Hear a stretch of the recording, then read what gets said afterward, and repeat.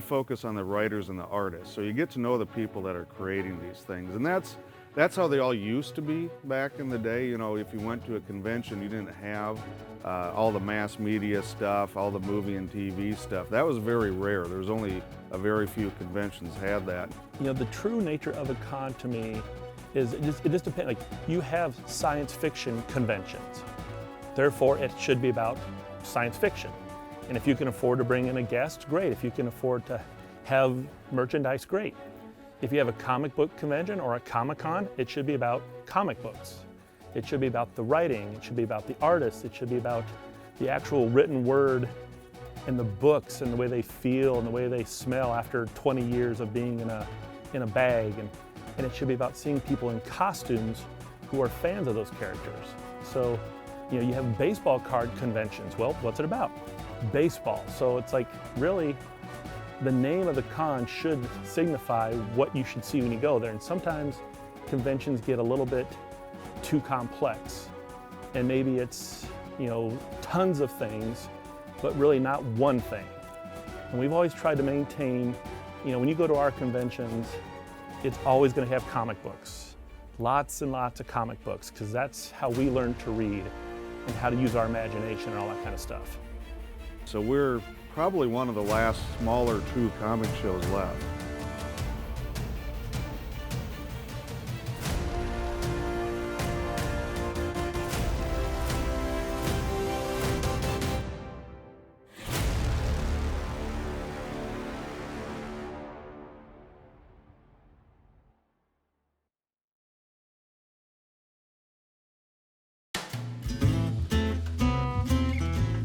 I started collecting when I was about 7 years old. We didn't have cable TV or the internet back then, so I did a lot of reading. We got in 3 TV stations, so you know, if there wasn't anything on TV, I just read comic books all day.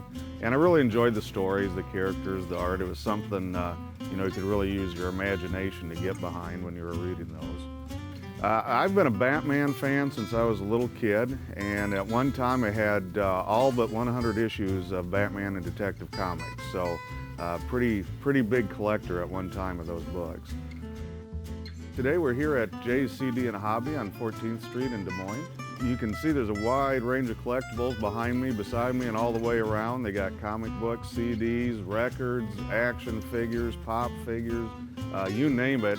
Boy, I tell you, as a kid, it would have been heaven to have a store like this nearby. I was about 3 hours away from the nearest comic store, and it was a lot smaller. It wasn't anything like this, I can tell you that.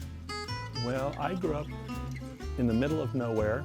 I had an Ames address, a Boone phone number, and I went to Story City for school. So I was between 3 towns, and we would just go into town. We would go to garage sales, we would go to flea markets, and I just got fascinated by comic books. And back then, we didn't have a store. You would go to the local gas station or the local grocery store, and they might have a stack of maybe 20 comic books on the shelf, and that's all there was. And so I just got fascinated by them, and that would be my little gift for being good on the trip to town. And I just started collecting. And then I'd use my imagination, and when you're out on the farm, you know, a giant combine can be the Millennium Falcon, or a tractor can be the Batmobile. So it was really a great place to grow up with all these, you know, the Haymouth. You could make yourself a bat cave in the Haymouth. So it was a really great childhood because of comic books. There's probably 5 other kids in my little town that even read a comic. It was not the cool thing to do. And I don't think it really got cool, quote unquote, until probably, I want to say the late 80s, early 90s. And I think a lot of that was Hollywood driven. You had the Batman movies coming out. I'm Batman. You had some other things. Flash was on TV. Not the one that's on now, the one that was on back in the 90s.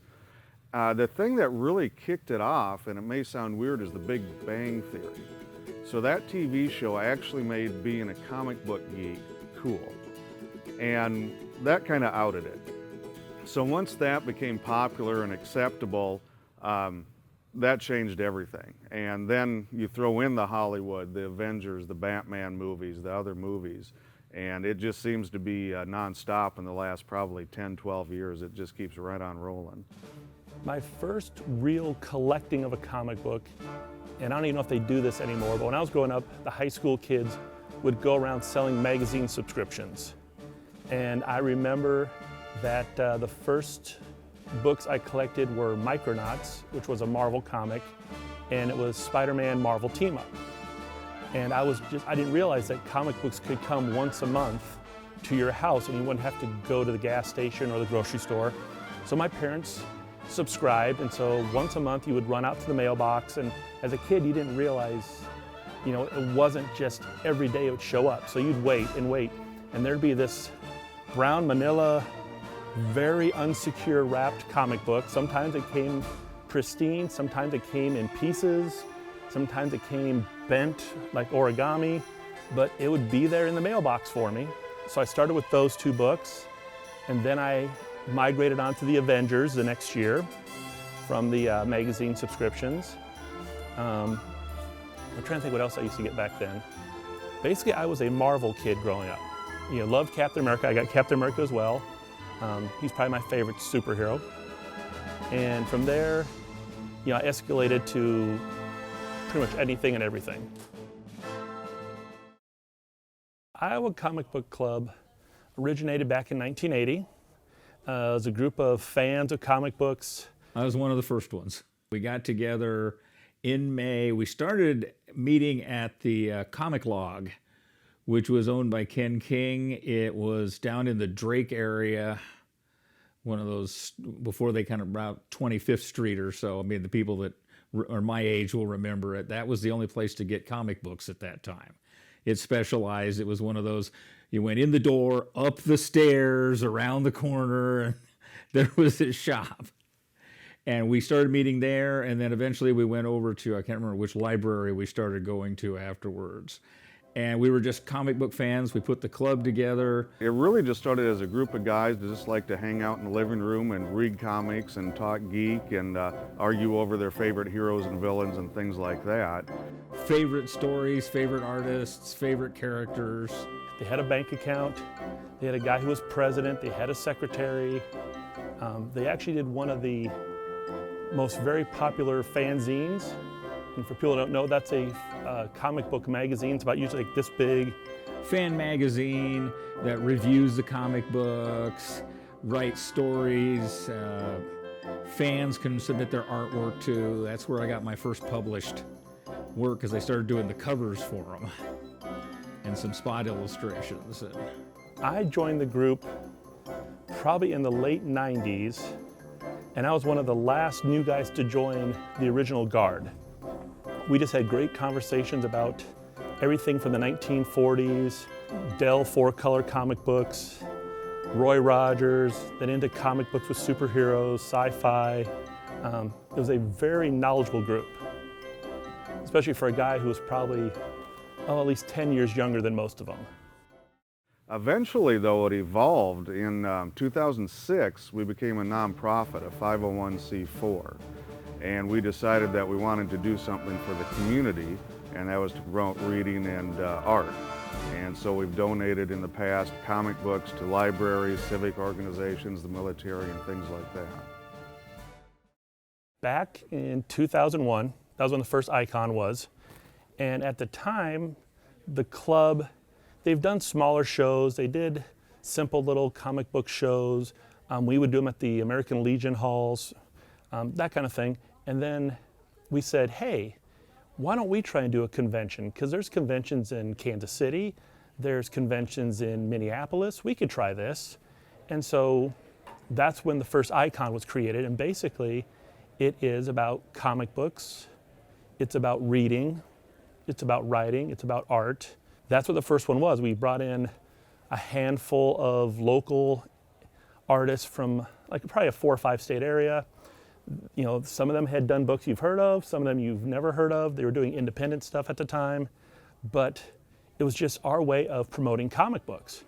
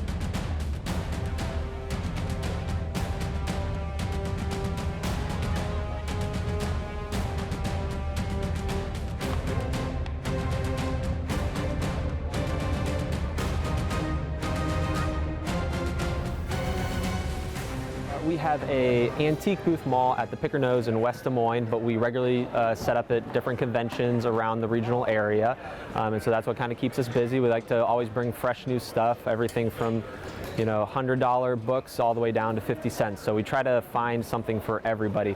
And so today we brought a lot of our 50 cents and dollar books, a lot of our higher end books, and even today we have a lot more of our cards, action figures, even some of our custom birdhouses that we've created, all superhero themed. So there's a little bit for everyone here today. We're Most Wanted Comics. We're based out of Minneapolis, Minnesota, and it's a good weekend for us to come down here. The Gophers are playing Iowa, and we figured it was close enough to city of Minneapolis to come down here and try the show out. So it's a good time to come down.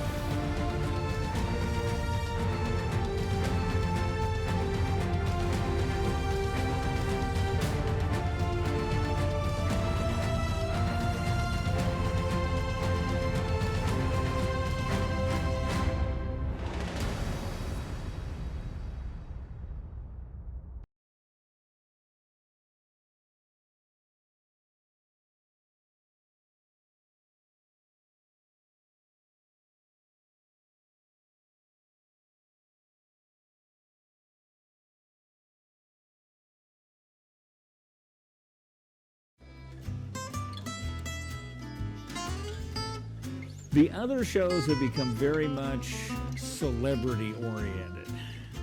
It used to be shows were just about the comic book artists. There's your chance to meet your favorite comic book artist and get your back issues of comics, stuff like that. And editors used to go to the show so people could look at the portfolios and everybody could hope maybe I'll get a chance to network with somebody or get in with somebody. I did a portfolio review at a con in Dallas, and just started really listening to what they said and kept trying, persisting, and one day just got an email that I was going to be doing a cover. So is that what you specialize in, is covers? Currently, yes. I am working on sequentials for some books, step-by-step. Sequentials is very much different than doing just covers. So, what is sequentials? Doing the interiors for a book, actually telling the story that the writer wrote down. It was fun. It's always probably just about every artist's first dream to do is work for one of the big two. I got a chance to for a few issues so far. It's fun. It's really cool to be able to know you accomplished something, but you get to draw, the people that you grew up idolizing: Batman, Superman, Wonder Woman, Joker, my favorite, the Riddler. It's just been a lot of fun. I've worked for Marvel and DC and one thing for Image, and then I've done licensed work through Topps for Star Wars and for Walking Dead and other properties like that. I was an inker. Inker for Marvel and DC. So for about 4 to 5 years, about two and a half years for each company. In large part, it's going over the artist pencils and ink to make it ready for color and print. So some people call it tracing, and there is an element of tracing to it, but it's more about cleaning it up and making it ready for print. Otherwise, it wouldn't print as nice, and sometimes the artists draw a little sketchy, and we can kind of clean it up and fix mistakes or add things to it that the artist didn't have time to put in.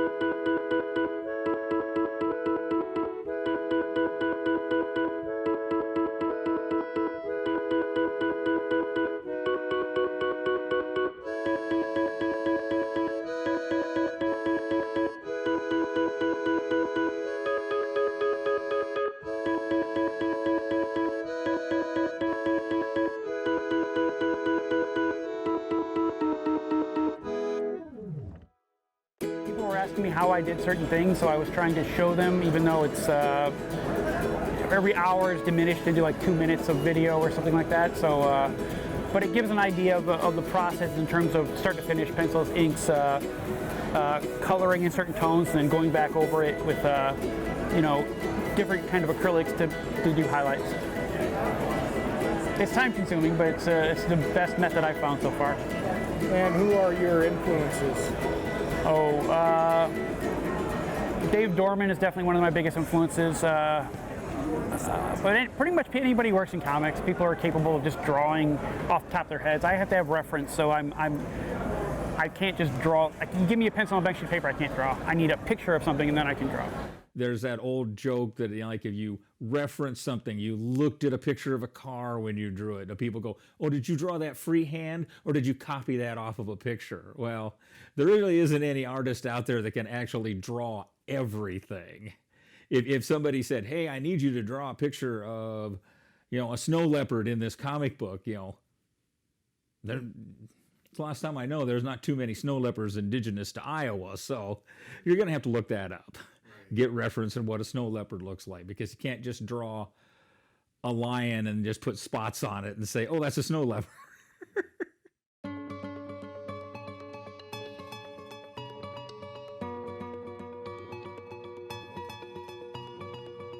I went to, I got a BFA from University of Nebraska-Lincoln in illustration and painting. And then I got a technical animation degree from Vancouver Film School. I do about 20 to 30 shows, Comic-Cons, primarily a year. So primarily on the weekends. So I'll do all my contract work and original artwork here, and then travel around the United States, mainly the Midwest, for Comic-Cons. I'm primarily an illustrator. I do work a lot on a comic book graphic novel called The Bobcat for Caliber Comics. And for that comic book, I do everything. So I'm not just the penciler, I am penciler, inker, finisher, I also letter it. So I do everything for that comic book.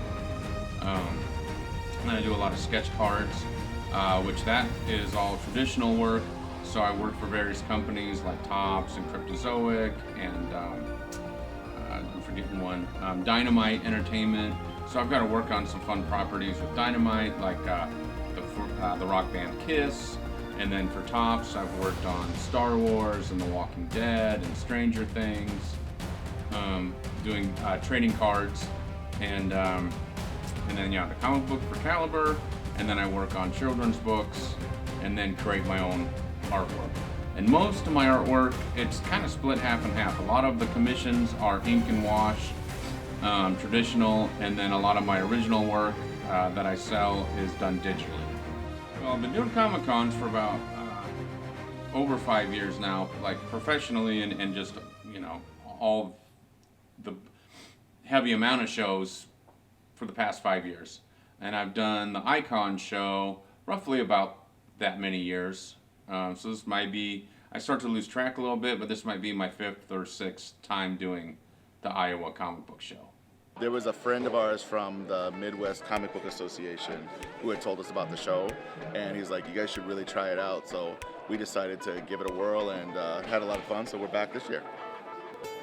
I like to say that I'm the idea guy and the pencil and the ink pencil guy and the inker, but she contributes quite a few of the ideas too. So we collaborate on ideas, and then I'll draw them out and ink them, and then she'll color them.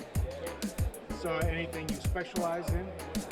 Mashups is one of the things we definitely do. Yeah. And what is mashup? Basically taking two things from pop culture and just kind of like putting them together. And I believe this is my third or fourth Icon. Icon was actually my first show that I ever did. And what draws you to Icon? What's special about this event? Well, I know a lot of the creators. It's good, like fun, kind of warm atmosphere, and I love to see like fellow artists, ones I haven't seen before, and then ones I haven't seen for a long time. It's fun to catch up and see how they're doing. always love to share art and to see other people's art. So we've always been about the comic books and promoting reading, writing, and the arts.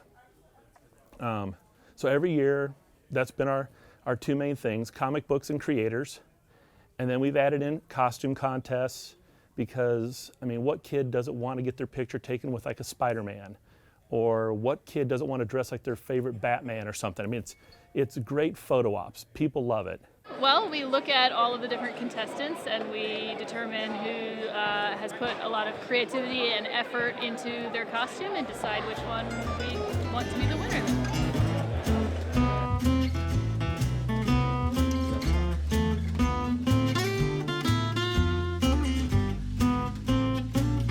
You're here for the costume, the cosplay contest? Not so much. I'm just here to make sure that nobody brings out any unwanted need for butt kicking, you know. That and for the kids. That's pretty much also to keep this guy in check. Spidey. Since he said his name on TV, he's just been getting a bunch of silly, crappy, Sinister Six stuff, man.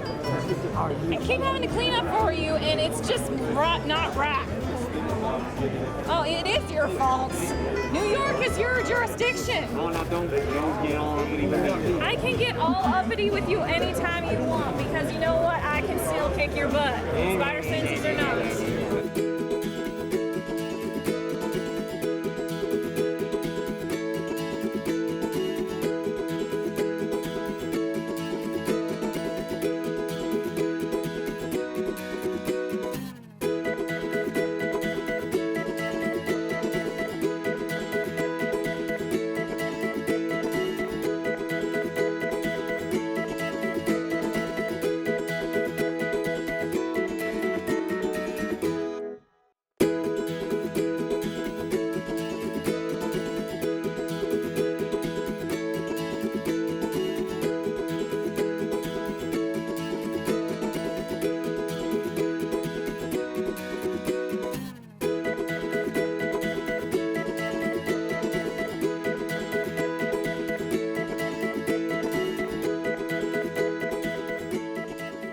Starting probably about 2001, 2002, the whole genre started picking up. The popularity really increased, and we started getting a lot of new members coming in. And of course, this changed everything, you know, from the books we were reading, people reading stuff that we weren't reading, and it really expanded. And then we started expanding the shows, and they just kept getting bigger and bigger and bigger. We kept outgrowing all our previous locations. So it's been a fun ride watching this grow over the last 15 years or so. So again, we're trying to be just doing what we like. We like those kind of things, and that's what we promote. We've never really tried to bring in like movie star celebrities because that's not us. We're all about the comic book. We're always looking for people, but if you love comic books, join the club.